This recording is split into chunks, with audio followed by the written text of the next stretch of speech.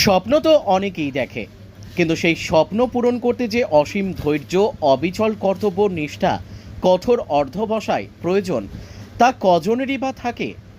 আর যাদের থাকে তারাই হন স্বপ্ন পূরণের কারিগর। সাতটারির এক অচেনা গ্রামের ছোট্ট ছেলেটি অভিজিৎ চৌধুরী ছোট থেকেই বড় স্বপ্ন দেখত, দেশের সেবায় শীর্ষ পদে কাজ করার। সাতটারি হাই স্কুল থেকে মাধ্যমিক, মোথাবাড়ি হাই স্কুল থেকে উচ্চ মাধ্যমিক, তারপর গৌড় মহাবিদ্যালয়ে মাস কমিউনিকেশন পড়াশোনার পাশাপাশি জেলাতেই সাংবাদিকতা শুরু। কিন্তু শুধুই সাংবাদিকতা নয়, তার মন পড়ে থাকতো এক অন্য স্বপ্নে। ইউপিএসসির মাধ্যমে দেশের সেবায় নিজেকে নিযুক্ত করার ইচ্ছে, তাই সাংবাদিকতা ছেড়ে সরকারি চাকরি নিলেও মন টেকেনি। স্বপ্নকে সঙ্গী করে চলল বছর দীর্ঘ প্রস্তুতি, ১৩ বছরের ধৈর্য, পরিশ্রম আর লড়াইয়ের শেষে সেই স্বপ্ন অবশেষে বাস্তব হলো। অভিজিৎ আজ ইউপিএসসি ইন্ডিয়ান ইনফরমেশন সার্ভিস পরীক্ষায় নজরকাড়া সাফল্যের সাথে আইআইএস অফিসার হতে চলেছেন। তার এই যাত্রা শুধু তার নিজের নয়, গোটা মালদার গর্বের কাহিনী। আজ তার পরিবার যেমন গর্বিত, তেমনি উচ্ছ্বাসে ভাসছে মালদা জেলা। অভিজিৎ প্রমাণ করে দিলেন, স্বপ্ন যদি দৃঢ় হয় তাহলে পথ তৈরি হয় নিজেই। আমার হাজব্যান্ড আগে পোস্টালে ছিল, তারপরে আমার যখন বিয়ে হয় তখন কোর্টের পরে এখন হচ্ছে বর্তমানে সিনিয়র পাবলিসিটি ইন্সপেক্টর রেলওয়েতে আছেন। আর রিসেন্টলি তো ইউপিএসসির এটা উনি ক্র্যাক করেছেন। কেমন লাগছে? অদ্ভুত অভিজ্ঞতা, মানে আনন্দের একটা মুহূর্ত।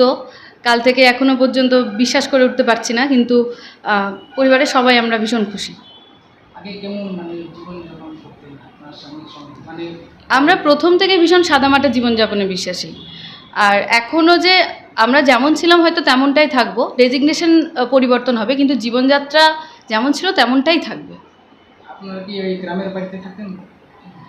না, আমার স্বামী যেহেতু কর্মসূত্রে মালদাতে ছিলেন দীর্ঘদিন, তো আমরা প্রথমে রেলওয়ে বলছি, হাউজিংয়ে ছিলাম। হাউজিংয়ের পর আমরা বাসা মানে ভাড়া নিয়েছিলাম আর কি। এখনো ভাড়া? হ্যাঁ হ্যাঁ হ্যাঁ। পোস্টের মধ্যেও আগে দিন যাপন করতে? না, দেখুন, যেহেতু উনি প্রথম থেকেই চাকরি করতেন, তো আমাদের মধ্যবিত্ত পরিবারে জীবনযাপন করার জন্য যতটুকু প্রয়োজন ভালো মতনই চলতো।